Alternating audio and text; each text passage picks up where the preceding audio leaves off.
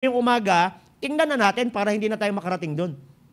Diba? Kumbaga, abangan na natin, alamin na natin kung ano yung mga magiging epekto kapag gagawa tayo ng mga ganung mga klaseng mga desisyon. Whether it is a small decision or a life major changing decision, all decisions are very important. Kasi lahat ng decision, meron tong results. There will always be an effect sa bawat buhay ng mga tao, lalong-lalo na sa mga anak ng Panginoon Diyos. So you may not take your seat, the ashes of ambition. 4 na eksena, kumbaga parang pelikula, wag po nating imimiss yung bawat eksena so that we can never miss the context of the story. Dahil sa dulo-dulo nito, makikita rin natin mga kapatid, ang kagandahan. Kagandahan na tayo po ay may relasyon sa Diyos. Amen? Kagandahan na tayo ay anak ng Panginoon. Yun nga lang, naranasan mong magpasaway all throughout sa buhay mo. Wala hong Krisyano na mula nung naligtas hanggang sa siya'y nawala, hindi nagkamali sa Diyos. Correct po ba? Wala ho. Tayong lahat na naging Krisyano, nakaranas tayong magkamali. Correct po ba? Nakakasul po ba kayo? Katulad po ng storya natin dito sa Luke chapter 15, merong request. Yun yung unang eksena na pinag-usapan natin. So let's go that. Punta na tayo dun sa, sa part na yon. Let's go to that part.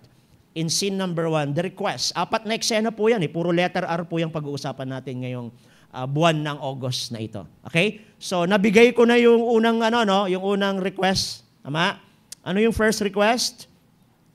There is what we call the shocking. Nakakagulat. Shocking request. So ano yung request na makikita natin diyan? Sa verse number dun sa verse number 11, I think verse number 12 yan, makikita natin yan. Yung request na, grabe, nakakagulat, di ba?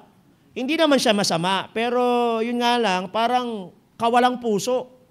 Kawalang puso eh. Sabi, the younger of them said to his father, Father, give me the portion of goods that falleth to me. So, ibigay mo yung bahagi ko, yung mana ko. So, according sa Deuteronomy, legal naman siya, yung nga lang, napakasama. Na parang buhay pa yung iyong ama, ay kinukuha mo na yung bahagi mo sa kanya. Okay? So, nakakagulat yung request. Although legal, pero nakakagulat. Kawalang puso yung makikita nating request mula sa isang anak. So, let's go now to the second request. The second request is not just very shocking, but also selfish. Kasi that time, ang iniisip niya, sarili niya lang eh. Nung hiningi niya yung kanyang mana. Now, listen to this. Walang masamang mag-request sa Ama. Walang masamang mag-request sa Diyos. Given dahil anak tayo ng Panginoon. We have needs and we have wants. Okay. Itong dalawang bagay meron tayong pangangailangan, meron tayong gusto. Those two things are different from each other. Needs and wants. Alam niyo ba na pinuprovide ng Diyos ang ating needs? And then also our wants. Pero syempre, inuuna niya yung needs. And then, ibibigay na rin niya yung wants. Ang sa Diyos nakadepende kung gusto niya ibigay sa iyo or hindi. Okay. Walang masamang mag-request. Walang masamang manghingi sa Ama. Kasi nga, anak niya tayo. Merong relationship. Diba, kapag ang tao ay related ka, nanay mo, tatay mo, hindi ka na nahihiyang manghingi. Although may mga anak na minsan ganun, nahihiyang manghingi sa magulang. Pero basically, kapag yan ay parents mo, hindi ka nahihiyang manghingi. Pero sa ibang tao, medyo may konti. Diba? So dahil nga merong tinatawag na relasyon na din yung ama saka yung anak. The father and the son relationship. Gusto ko itong bigyang diin kasi ang parable na to ay may kinalaman sa isang nawalang anak. Tama? At napakaraming nawawalang tao ng Diyos sa panahon ngayon. That's why binigyan tayo ng Diyos ng tasks and responsibility to go to the lost person. Hanapin ang mga nawawala upang sila ay maibalik natin sa Panginoon Diyos by way of sharing the death, the burial, and the resurrection of Christ. Ang tawag natin dyan, evangelism. Ang tawag natin sa storya na yan ay walang iba, ebanghelyo ng ating Panginoon Diyos. So kaya bibigyan natin ng diin yung tinatawag na relasyon na yan. Kaya lang dito makikita natin yung isa sa kahilingan, hindi lang nakakabigla, kung hindi pagiging makasarili. Now, notice what this boy said to his father. Ang sabi niya, Father, give me. So his focus is on himself. Hinihingi niya para sa kanyang sarili. Walang masama sigurong hingin kung sinabi niya sa kanyang ama na may paggagamitan ako, may tutulungan akong tao, o meron akong kailangang gawin dito dahil may tao ako na gustong maalalayan. Kaya lang, hiningi niya kasi para sa kanyang sarili. That's why yung request, selfish. Now, makinig kayo ha. Tayo minsan, may ganyan tayong request sa Panginoon. May mga ganyan tayong hinihingi na minsan hindi natin napapansin yung hinihingi mo, pagiging makasarili na. Pagiging selfish na, mga kapatid. Okay? Now, in spite of his son's insensitive request, yun yung pwede nating masabi. Yung request napaka-insensitive. Hindi pinag-isipan. Kasi sarili lang ang nasunod. Parang ganito tayo minsan. Kapag sarili na ang nasusunod, wala na tayong pakialam sa iba. Wala na tayong pakialam sa damdamin ng iba, sa gusto ng iba, basta masunod yung gusto ko. So in spite of his son's insensitive request, now listen to this, the father is so gracious, he could have refused and kicked out the son out, but he doesn't. He merely does what his son demands and gives his son his inheritance. Kaya nga nung nabasa natin yung parable, wala tayong nakita na either nagtanong man lang yung tatay, saan mo gagamitin, bakit hinihingi mo na, saan ka pupunta, kulang pa ba yung mga ginagawa ko sa inyo. So wala tayong nakita mga ganong klase ng katanungan. Makikita natin na yung ama was so gracious enough na ibigay niya kagad dun sa kanyang anak kung ano yung kanyang nais. Pero alam nyo, kung i-relate natin to sa Diyos, alam ng Diyos kung ano yung kanyang purpose, bakit? Kaya kung titingnan natin sa dulo, malalaman natin yung layunin. Siguro, nakita ng tatay, itong anak na ito, di ko naman sinasabi na lahat ng bunso irresponsable. I'm not saying that. Pero parang gano'n na rin minsan. Wala nag-amen. I'm not saying all. Okay, siguro nakita ng ama, itong anak niya parang sa bahay, walang alam, irresponsable, di marunong kumilos, di marunong gumalaw. Maari siguro sa layunin ng ama, sige nga, subukan ko nga na itong anak ko ito ay mawalay kahit saglit. Subukan lang, padasa na nga mawalay. Anyway, adamong kwarta na. Meron naman siyang sariling pera. May hawak-hawak naman siyang mana. Nakuha naman na niya. So titingnan ko, parang gano'n na. I'm not pretty sure 100% na gano'n. Nag-speculate lang po tayo. Wala namang sinabi ang Bible, silent naman ang Bible, so therefore, dapat silent din tayo. Anyway, nagbigay lang din naman ako ng aking mga opinion sa bagay na pwede. Maari siguro ganon, pero hindi 100%. Once again. Now, the Bible says, He divided unto them His living. So, hinati na. Hinati na nung ama. Now, in His attitude, listen to this in His attitude, He pictures the lost sinner. Sa ugali, nung pinakita nung younger son, ay lumalarawan yan sa isang walang Panginoon sa buhay niya. Alam niyo, nung tayo po ay hindi pa nakakilala sa Diyos, we're so selfish enough. Nasayo na lang lagi ang nasusunod. Wala tayong pakialam sa mahal natin sa buhay, wala tayong pakialam sa asawa natin, wala tayong pakialam sa mga anak natin, even misa wala na rin tayong pakialam sa sarili natin. Pasunod lang yung gusto natin. We're so selfish. Kaya nga, yung bata, larawan ng isang unsaved. Pero salamat, isang araw, na-save tayo. Amen? Nakakilala tayo sa Diyos. Binago ng Diyos ang buhay natin. And until now, unti-unti tayong binabago ng ating Panginoong Diyos hanggang sa siya ay muling magbalik sa ibabaw ng lupa. Nagpapasalamat tayo na may Diyos tayo na katulad ng Ama dito that He was so gracious enough. Napakabutit, napakabait. Kaya alam nyo, parang sabi ko kagabi sa Bible study ko, pinag-usapan namin yung miracle ng 5,000. Actually, hindi lang 5,000 yung pinakain. Baka 10,000, sabi ko nga 10,000 na lang No? Isipin nyo yun, na yung 10,000, pinagkasya ng Panginoon, yung 5 tinapay, saka 2 isda. Sabi ko, sino sa inyo magaling mag-budget, budgetin nyo yung 5 tinapay, 2 isda sa 10,000 tao, kasya sa loob ng Candon Arena. Ganong karaming tao papakainin mo. Kaya ba natin yun, Ironman? 5 tinapay, 2 isda. Hindi kasya, di ba? Sabi ko sa kanila, tingnan nyo minsan, huwag nyo na lang computein. Kasi minsan, pag kinumpute mo yung sahod mo, hindi talaga umanahan, talaga umanay. Sa dami ng gastos mo. Pero bakit buhay pa naman tayo? Nakakakain pa rin naman tayo. Nakukuha niyo point? Anong tawag doon? Ang tawag doon, biyaya ng Diyos yun. God is so gracious enough. Sa panahon ngayon, bibihira na lang nagkukwenta ng sahod. Kasi pag nagkwenta ka, may stress ka pa. Sabi mo, awanan. Kurang, hangman nga umanayan. Pero salamat, nakakakain ka pa rin. Buhay ka pa rin, narito ka pa rin. That's why it is called grace. Biyaya na yung iba. Yung iba doon, biyaya na. Hindi mo na alam kung saan nanggaling. Pero yun, galing sa Diyos yun, sigurado ako. He's so gracious enough na kung saan inalaw niya itong bagay na ito na kahit napaka-selfish, mga kapatid, na yung focus ng kanyang tinatawag na paghingi o pag-request ay sa sarili niya. This picture the lost sinner. The lost person takes no thought for God. Hindi nag-iisip ng Diyos. Their attitude toward God is, give me, give me. They want God's air. They want God's food. They want God's water, His time, His world, and so on and so forth, but they do not want Him involved in their lives. That's the problem sometimes. Gusto nating makuha lahat ng gusto natin sa Diyos, pero ayaw natin ang Diyos. Tama? Gusto mong makuha yung ambisyon mo, pero ayaw mong isama ang Diyos. Correct po ba?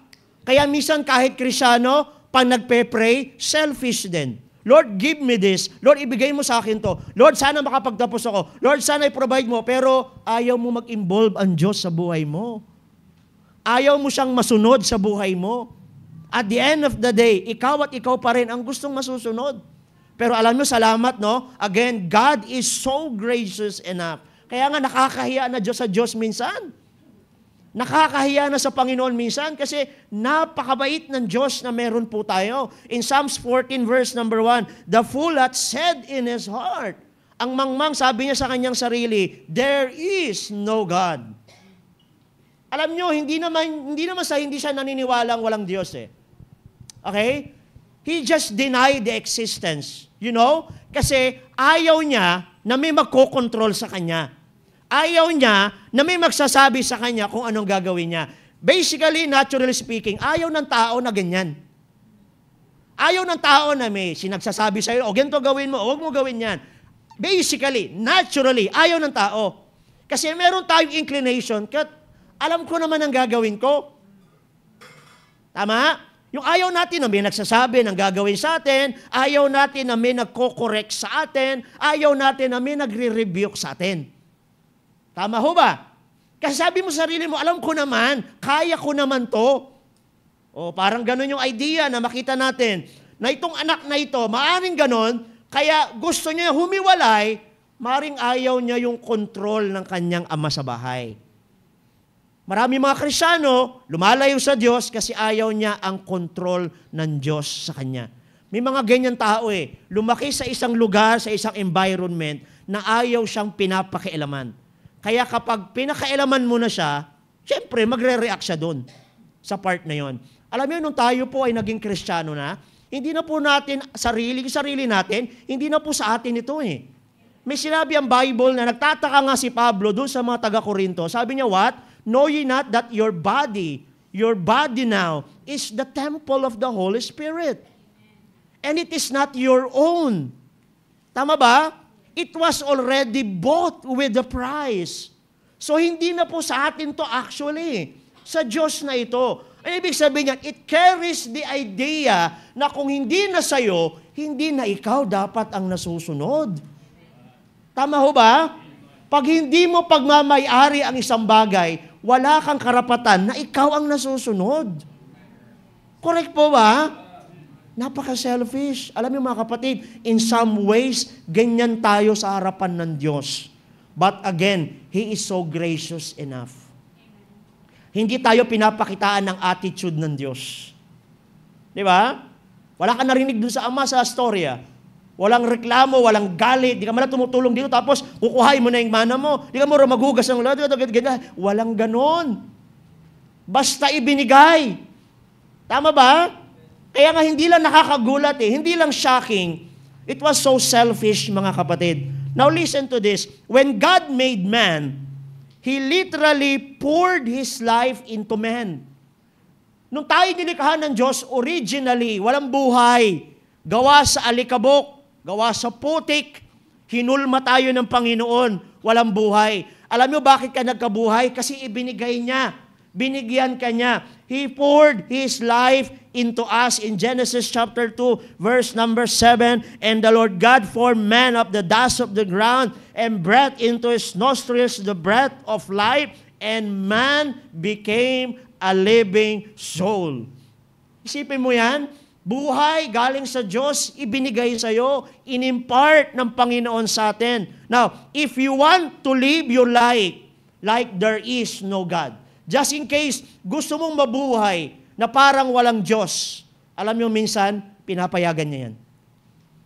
He will allow it to do just that. Sometimes. Okay? But on the beginning, ayaw ng Diyos mamuhay ka na walang kasamang Panginoon. Correct po ba? Kaya nung ginawa niya ang tao, nilagay niya sa Garden of Eden, a very special place for a very special person. At doon, in a cool of the day, bumababa ang Panginoon at kinakausap niya ang mga tao. Kaya lang nung huling bumaba siya, nagtago ang mga tao. Dalawa na nga lang sila, nagtago pa. They play hide and seek. Now listen to this. Listen to this, ha. Pwede kang magtago. You can hide anytime you want. But you cannot run from God. Pwede kang magtago hanggang gusto mo. Kayong mga wala sa Panginoon, pwede kayong magtago. Pero isang araw, kung kayo ay tunay na nasa Diyos, hindi kayo makakatakbo sa Kanya. That's why, this morning, kung meron mang mga Kristiyano ngayong umaga na pinili mong tumalikod sa Diyos, maybe you are watching right now in our live streaming. May mga tao nagre-reach out sa'yo. Ang pakiusap ko sa inyo, huwag nyo naman kaming pahirapan. Because time is wasting for you. Amen? Let me just repeat this. It so happened there is watching right now in our live streaming. Kristiyano ka, anak ka ng Diyos. Somebody, someone in this church are reaching for you. Huwag nyo naman po kami sanang pahirapan. Ito po ang aming pakiusap. Huwag nyo naman kami pahirapan. Bakit, Pastor? Kasi time is wasting and running from you. Nasasayang yung oras mo. Maraming panahong nasasayang ang ibinibigay ng Diyos sa'yo. Amen? Kaya pag sinasabi ni Pastor, kung miyembro ka ng church, you need to stay all day in this church. Sumunod na kayo. Huwag nyo na akong pahirapan. Huwag nyo na paulit-ulitin pa si Pastor. Ulitin ko, wala nang amen. Kung miyembro ka ng simbahan na ito, ibigay mo sa Panginoon yung the best worship mo today. Give it all! Amen? At sina-challenge po kayo na kapag araw ng Wednesday, kung kayo ay miyembro, pumunta kayo ng midweek service. We have a special message for you. Tayo po ay nag-aaral patungkol sa pamilya. Just in case you are struggling with your family right now, you need prayer service. You need to be here on prayer meeting. Nahihirapan ka na sa asawa mo, nahihirapan ka na sa anak mo, nahihirapan ka na sa trabaho mo, wala ka pa sa Panginoon. Amen? Ibinibigay na namin sa iyo ang solusyon. Diba? Ba't maraming Kristiyano nakakarating tayo sa malayong lugar, di tayo makarating sa church? Isa-isa pinagtatakahan ko. Nakakarating ka ng ibang araw sa malayong lugar, pag Sunday hindi ka makarating sa church. Nakakarating ka sa malayong lugar pag Wednesday, pero hindi ka makarating sa church ng Wednesday. Ano sasabihin natin? Pastor, pagod na ako pag Wednesday ng gabi. Ang dami kong trabaho. Kailan ka hindi mapapagod, kapatid? Sino sa inyo hindi pagod ngayon? Come on now. Listen to me. Kung pagod ang hihintahin mong mawala bago ka maglingkod, I tell you mga kapatid, hindi ba mawala ang pagod mo araw-araw? Pero kapag sinamahan mo ng paglilingkod habang pagod, diyan mo mararamdaman, kahit pagod, parang hindi. Bakit? Nasa Panginoon. Malapit ka sa Ama. Malapit ka sa Diyos. Yan ang nakakatulong, mga kapatid. Kaya kung bakit natin paulit, siguro sabi nyo, si pastor namin, siramplaka na yan, paulit-ulit na lang yan, paulit-ulit na lang yan. Kasi nga, kapatid, kailangan mo. Hindi ko to sasabihin kung hindi kailangan ng spiritual life mo. Apay, katamaran tayo nga mapaniti prayer meeting. Di panahon nga, barbarti ka pa, hamong nga katamaran. Hindi ka na nga makalakad ng maayos, sabi mo, isa pa pare, kaya ko pa to. Di mo nga kinakatamaran eh. Yung nakikipagchismisan ka nga sa malayong barangay eh. Hindi mo nga kinakatamaran eh. Pero bakit sa church, parang yung pakiramdam ng katawan mo, tamad na tamad, na tamad na tamad ka?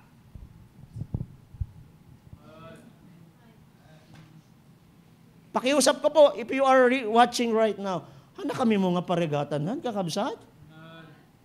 You are wasting your time. Balik ka na kay Lord. Hindi naman siya galit eh. Yung sabi nga sa Facebook, balik ka na, di naman kami galit eh. Di ba? Di naman galit ang ama. You know the story, bumalik yung anak. Saka natin pag-usapan yun, mahabang buong buwan na to. Amen? You know the story, bumalik yung anak. May narinig ba siya? Sa tao may maririnig ka, pero sa Diyos wala. Amen? Tanging ama lang ang gagawa nito. Yung ang baho-baho ng anak mo, pero yayakapin mo, tahalikan mo. Diba? Tapos sasabihin mo, bango-bango mo ngayon. Pero alam mo, babaho yun. Galing sa baboy eh.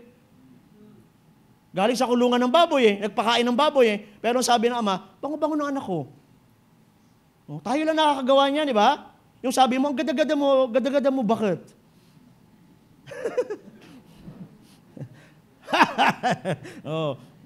Sinasabi niyo ba sa asawa niyo? Alam mo, ang ganda mo ngayon, bakit?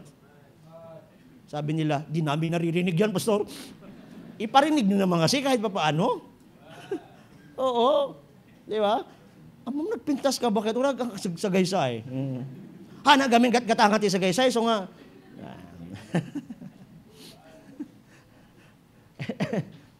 Alam niyo minsan, kung magpapasaway kayo, papayagan din ng Diyos minsan. He will allow that sometimes, but with the purpose. With the purpose. Amen? The choice is yours. Magpasaway ka o hindi, sa'yo yan eh. Amen po ba? So, ikaw pipili pa rin. At the end of the day, walang pilitan sa simbahan na ito eh. Amen po ba? Proverbs 16:25. Listen to this. No, sabi ng isang matalinong hari, there is a way that seemeth right unto a man. May mga bagay tayong nakikita, naiisip, nadidesisyonan, akala natin tama sa paningin natin, ngunit sa dulo-dulo niya, but the ends thereof are what? Ways of death, kapahamakan. Hindi lahat ng naisip mo tama. Amen? Hindi lahat ng desisyon natin tama. Pero kung didikit ka sa Diyos, magiging safe ka. Kung lalapit ka sa Ama, hindi ka lalayo sa Ama, magiging safe ka. Amen po ba? Naalala ko nung maliit si Jabez pa, although maliit pa naman, kasi hindi siya pag ganun eh, pag ganun siya eh. Hindi pag ganun eh, pag ganun siya. Nung pumunta kami sa Antipolo, umakyat kami sa 360 degrees, meron kasing lubid doon, naakyat ka, akyat talaga siyang matirik. Ako, meron akong fear of heights.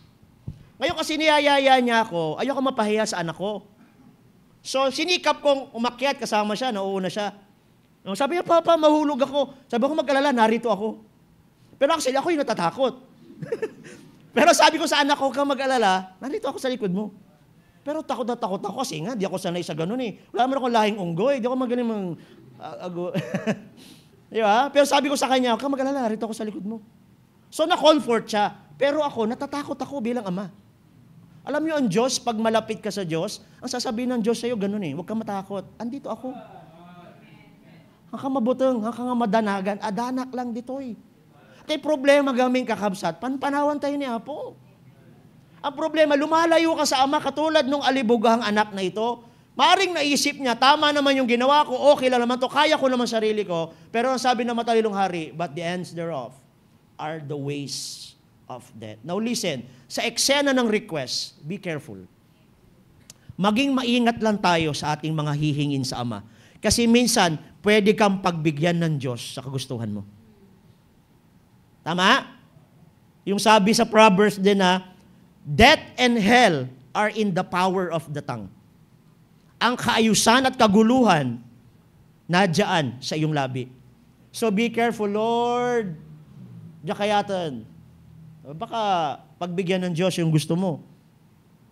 He will allow that sometimes. Amen po ba? So that is yung eksena ng request. Gusto nyo pa yung susunod na eksena?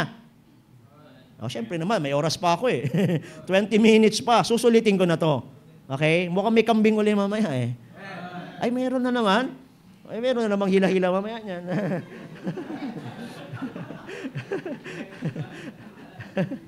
Okay. Ano ba sabi ng kambing? Sabi nila, ang karne ng kambing, previous lang po ito, wala sa mensahe ito, is the most healthy meat in the world. Tama? Kasi ang kambing, walang ibang kinakain, hindi nakain ng feeds. Ano lang kinakain ng kambing? Damo. Kaya kung gusto nyo maging healthy, kumain kayo ng damo. Ang ganda ng previous ni Pastor, nakakatulong. Parang ewan. Okay, so let's go to the second request. Ano yung unang request natin? I mean, what is the first sin? Request. The second sin is this, the reality. Ito na. Tingnan mo ha. Yung hiningi mo, ito na yung realidad. Kasi bago lalabas yan eh, may mga nangyayari muna eh. Diba? Kaya ngayon kasabihan na expectation versus sino sa inyo na na-scam na ng ganyan? Diba? Punta ka sa drive-thru ka, may bagong nilabas si Jollibee. Bro, laki ng burger oh. Ang laki. Tapos ang in-order mo, ganun kaliit, di ba? Galit ka pa doon sa crew. Wala mo silang kinalaman doon eh. That is just an advertisement. Normal yan sa advertisement. Nangyayari talaga yan siya. Expectation versus reality. Now, let's go. Siguro yung inaasahan ng anak, ay, sa wakas, malaya na ako. Woo! Sabi ng mga Kristyano, sa wakas! Makakauwi na ako mamaya pagkatapos ng preaching ni Pastor. Sige, tuloy-tuloy mo lang yan. Darating yung realidad sa buhay mo. Makinig kayo. Ang problema, minsan, may series of events bago mo maramdaman. There is a series of events bago mo maramdaman yung effect ng problema. Parang bagyo. Di ba? Signal number 4, araw naman, tapos walang klase. Di ba? Sipag. Gusto magklase. Pero minsan yung effect niya, it takes time bago mo makuha yung effect. Para halimbawa, sa Maynila, wala namang signal nung nakaraan. Ang bagyo nasa northern part. Pero sila yung nadamay. Alam niyo kung bakit? Nasa kanila yung impact ng bagyo eh. Yung habagat, awan signal da, ngum dire-diretso ti todo. Iba habagat yon. Okay. Sometimes yung reality sa buhay natin, it takes time bago dumating yung realidad. Ito, pag-iingat lang sa bawat isa sa atin, mga kapatid. Sa pangalawang eksena ito na yung reality. Ito yung hindi nakita ng bata. Akala niya, yes, may pera ako. Yes, magagawa ko na yung gusto ko. Yes, malaya na ako sa bahay. Hindi ko na makikita yung demonyo kong kapatid. Sabi niya, Dadi nga sa iro nga kabsat ko. Dapat ko no kabsat, agi inayat. Diba? Love the brethren. Wala lagi amen doon, no? Parang di nyo yata love yung kapatid nyo. Sabi niya, kapatid ko, my best enemies. Hindi, dapat, mahal mo yan, kapatid mo yan eh. Diba? Ang magkakapatid, nagmamahalan yan. Nako, hina. Feeling ko yung mga magkakapatid dito, hindi magkakasundo. Amen? Sabi, oh yes, malaya na ako. But here comes the reality. Okay, nakuha niya yung gusto niya. Sa unang eksena, nakuha niya yung request niya. Ibinigay ng ama yung request niya. Pero ano ang reality ng request niya? Pag-usapan natin yung reality ng request niya. Okay. So, the son get what he wanted. Take note of this. The son, the younger son, get what he wanted, but lost what he had. Try nyo mag-sink in yan. So, anong ibig sabihin yan? Paano ba ilokanuhin yan? Nakuha ng bata yung gusto niya, pero nawala ang meron sa kanya. Kasano nga Ilocano, turungan nakman, kakabisat. Dajay nga, Dajay nga ubing, naala na ti kayat na, ngam napukaw na iti ada kanya na. Okay. Mas magaling pa pala ako mag-Ilocano sa inyo eh. Joke lang. Mas masarak. Amen? Alam mo yon, nakuha mo yung gusto mo, pero nawala yung meron sa'yo. At alam mo, mas importante dyan yung nawala sa kanya kaysa yung nakuha niya. Gusto mo maging malaya? Kung malaya lang ako. Memorize ba yung song na yan? Parang hindi nyo alam yung mga kanta na yan, ano? Ano ba mga kinakanta nyo? Kwando. Green grass of home. Makaluma. Makaluma. Ano ang importante rito? Yung nakuha niya o yung nawala sa kanya? I'm not saying hindi mahalaga ang pera. Pero sa context ng pag-uusap natin, mas malaki ang nawala sa kanya kaysa sa nakuha niya. He got what he wanted, but he lost what he had. Past tense po yun eh. Tama? Maaring nakuha mo yung gusto mo, nakalayo ka sa Diyos. Nawala naman yung blessing nang malapit ka sa Kanya. Nawala yung mga privileges na malapit ka sa Kanya. Amen? Tama po ba? Napansin ninyo, hindi kayo pupunta ng prayer meeting, nakuha mo yung gusto mo. Nakapahinga ka ng konti, nakanood ka ng YouTube, inaabangan mo si Tulfo. Tama? Kung sino na naman yung mga nag-away na mag-asawa, yan. Inaabangan na naman natin yung chismis. Di ba? Hindi ka nakapag-prayer meeting, nakuha mo yung gusto mo, pero ang laki na nawala sa iyo. Parang gano'n kasimple. Kaya kahit gaano ka ka-stress, kahit gaano ka kapagod, pilitin mo. Tama? Kasi hindi mawawala yan. Hindi maglalahong bula yung mga nararamdaman mo sa katawan. Sinabi ko na to no Wednesday night, wala sa atin dito na walang nararamdaman sa katawan. Kahit mga bata, marami nang nararamdaman. Di ba? Correct? Kung yan ang iisipin mo, paano ka makakarating papalapit sa Diyos? Isama mo na yung sakit na nararamdaman mo, papalapit sa Diyos. Isama mo na yung stress mo, papalapit sa Diyos. Isama mo na yung discouragement mo, papalapit sa Diyos. And one step at a time, sasabihin ng Ama sa'yo, sasabihin ng Diyos sa'yo, anak, ako nang bahala sa mga nararamdaman mo. Ako nang bahala sa mga pinoproblema mo. Diba? That's the reality. Yan yung realidad. What's the reality, Pastor? First, the reality of sins, pleasures. Narami yung kasabihan na ang bawal ay masarap. Kaya ano? Bakit kaya? Naano tayo? Naku-curious tayo sa anak, huwag kang papasok sa kwarto na to. Nilak ko ito. Ano ngayon naisip mo? Meron doon. Ba naku-curious ka? Correct? Huwag kang lalabas ng gabi ha. Ay, ano ba yung pinagkaiba ng umaga sa gabi? Magkaya ko palabasin nung panahon namin, 90s, 80s pagdating ng alas 7, alas 8, may curfew talaga nun di ba? Sa bahay, may curfew. Okay na. Pero dahil matigas ulo ko noon, matigas din naman ulo natin nung kabataan, hindi lang halata. Pasaway din ho tayo. Oo. Walang tao hindi nagpasaway sa buhay nila. Kung meron, sana all. Sana all hindi nagpasaway. Amen? So, the reality of sin's pleasure. Kung ano yung bawal. Punta ka sa punsyonan. Ano ang masarap? Ha? Anong masarap? Yung ano? Yung dahon na madulas, anong tawag doon? Saluyot. Pag may, anong hahanapin mo pag may handaan? Correct. Ano yung masarap? Yung binawalan ka. Huwag ka na kasi maiinom. Diba? Pero inom pa rin ng inom. Binawalan na ka. Huwag ka na mag-inom soft drinks. Inom pa rin. Anya ti kanayong tayo nga bagbaga. Damo agas.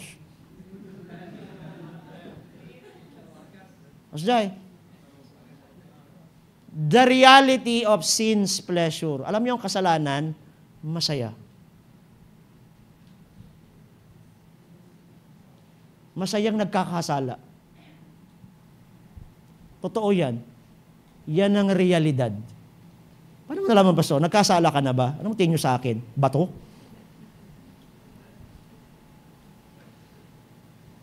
Kakasala pa lang, Pastor? Anong tingin nyo sa Pastor? Amen? Sino ba taong din nagkakasala? Correct po ba? Are you with me? Amen? Na ang reality, masaya ka dun sa mali. Kaya minsan, masaya ka dun sa maling tao. Aray, sabi nila. Kaya ano? Dun sa tamang tao, ayaw mo. Sa maling tao, dun ka masaya.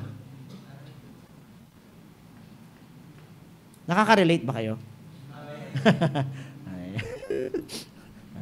Masaya kasi yung kasalanan, Pastor. The reality of sin's pleasure. Yan yung naramdaman ng anak nung lumayo siya. Verse 13 na tayo. Nakakadalawang verse na tayong natatapos. Nag-start tayo sa verse 11. Until 24 yan. Kaya buong buwan yan ng August. Huwag kayong a-absent ng buong buwan. Sino nasimulan nyo to last Sunday? Taas kamay. Narito kayo last Sunday. Ayan, nasimulan nyo to ha. Okay, so tuloy-tuloy nyo hanggang next year. Tuloy-tuloy nyo. Huwag na kayong a-absent. Sa ngayon nyo lang to nasimulan, tuloy-tuloy nyo na next Sunday. Hanggang matapos natin. Kasi, ano to Netflix to. Oo. Pero hindi nyo babayaran. Series to Duduktong-duktungan natin yung storya natin. Okay? Sige, verse 30, ano sabi? Not many days. Hindi pa maraming araw ang nakalipas After the younger son gathered all together. Nakuha niya na yung pera niya.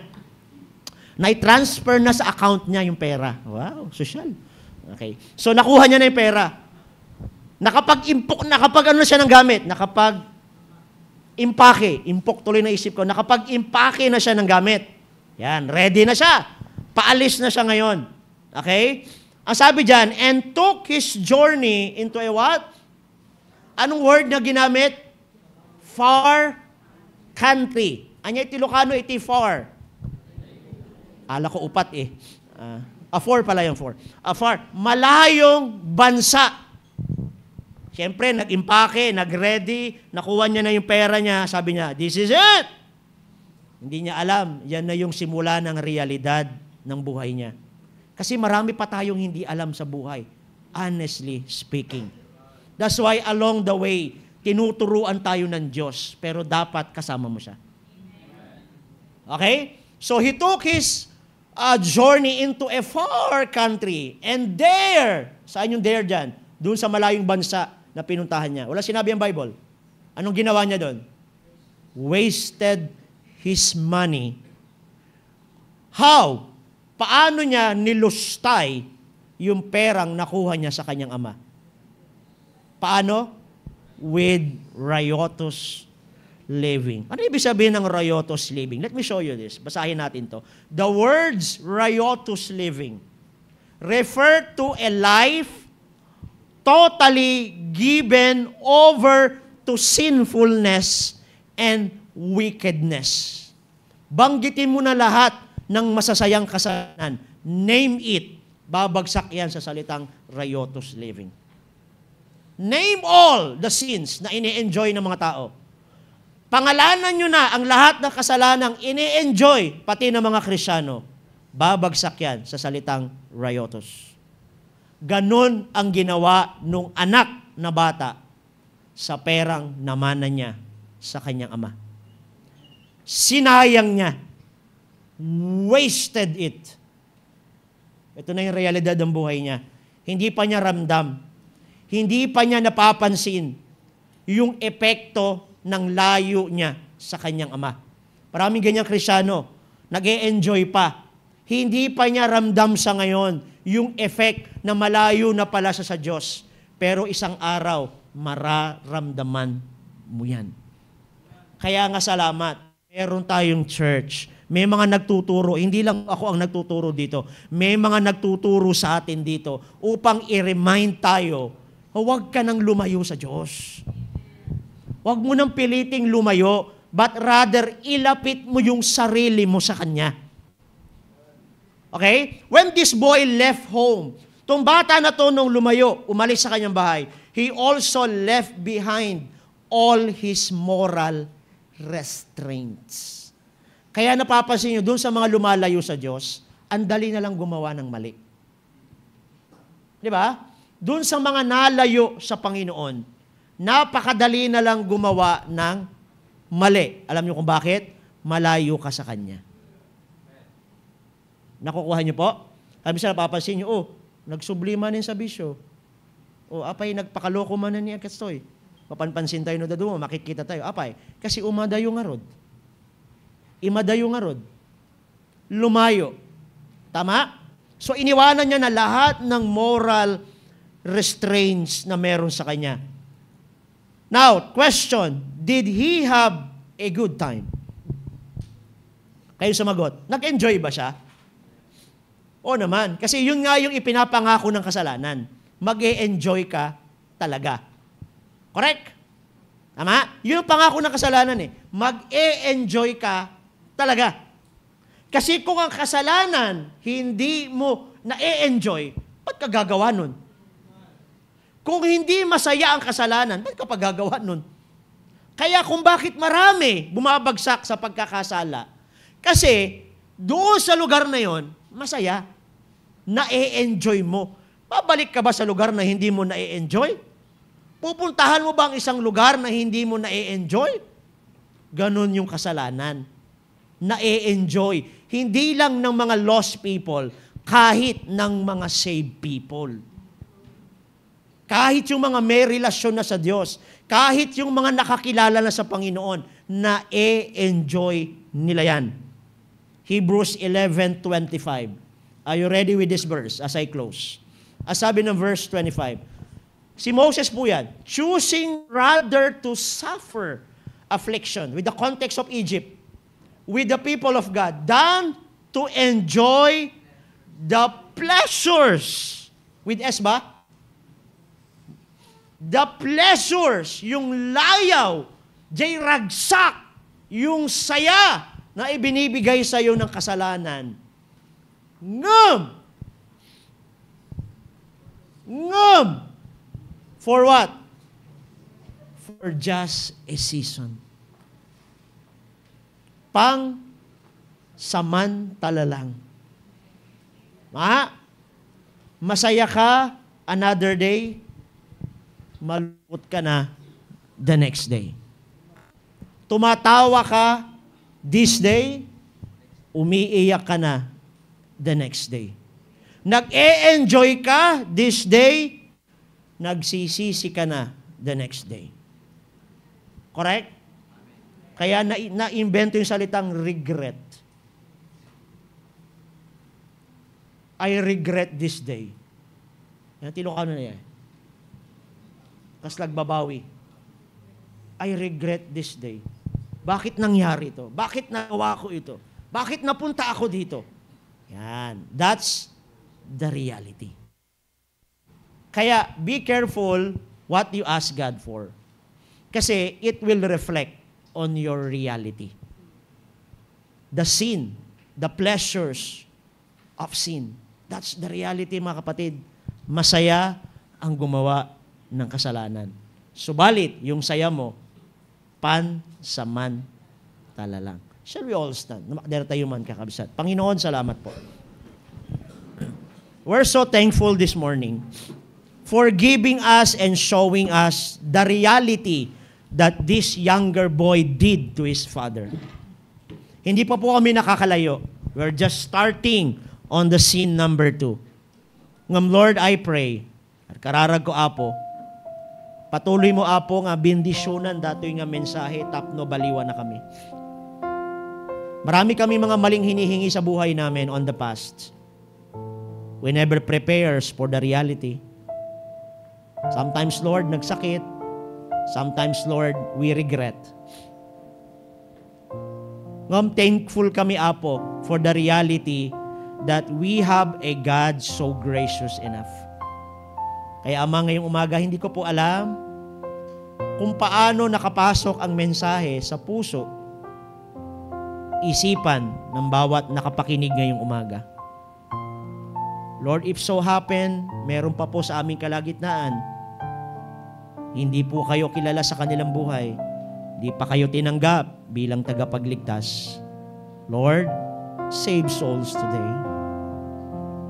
Kung meron man sa amin dito, Lord, ligtas na pero hindi pa sumunod sa bautismo, challenge them today, Lord, na hindi na po nila ipagtagal ang pagsunod sa inyo. Because we need to redeem the time because the days are evil. That's why, Lord, as I extend the simple invitation this morning, Lord, kayo na po ang aking inaasahan sa bagay na ito. I hope, Lord, nagawa ko yung aking best today, but still, sana itong best na ito ay naging malaking tulong para naipaabot ng maayos sa mga tao mo yung mensaheng kailangan. But at the end of the day, it's still the Holy Spirit. Salamat, purihin po kayo sa aming kalagitnaan. Ito pong aking dalangin. Sa pangalan ni Jesus, habang nakapikit, no one is looking around. Let me just throw this simple invitation. Kapatid, ngayong umaga, meron lang ako simpleng katanungan. Kung sakaling mawala ka sa mundong ito, hindi natin pinagpe-pray na mangyari na nga. Kung sakali man, pero hindi ka pa siguradong sa langit ka, just be honest, walang mawawala. Tutulungan ka namin, ipagpe-pray kita. Just raise your hand, we will pray for you. Pastor, hanak pa lang nga sigurado nga may sangal daw langit na. Let me see your hands. Huwag ka matakot, I will pray for you. Meron po tayong isa. Katabi po ni Sir Jendel na lalaki. Salamat. Thank you for your honesty, brother. Is there anyone? Pastor, hanak pa'y talaga nga sigurado. Is there anyone? Let me see your hands. Huwag ka matakot. Walang mawawala sa'yo, kapatid, kaibigan. Kung ito talaga ang meron sa'yo, hindi ka pa sigurado sa langit ka, just raise your hand. We will pray. We will help you today. Is there anyone? Adapay ka di, adamay sa kakabsat. Pastor,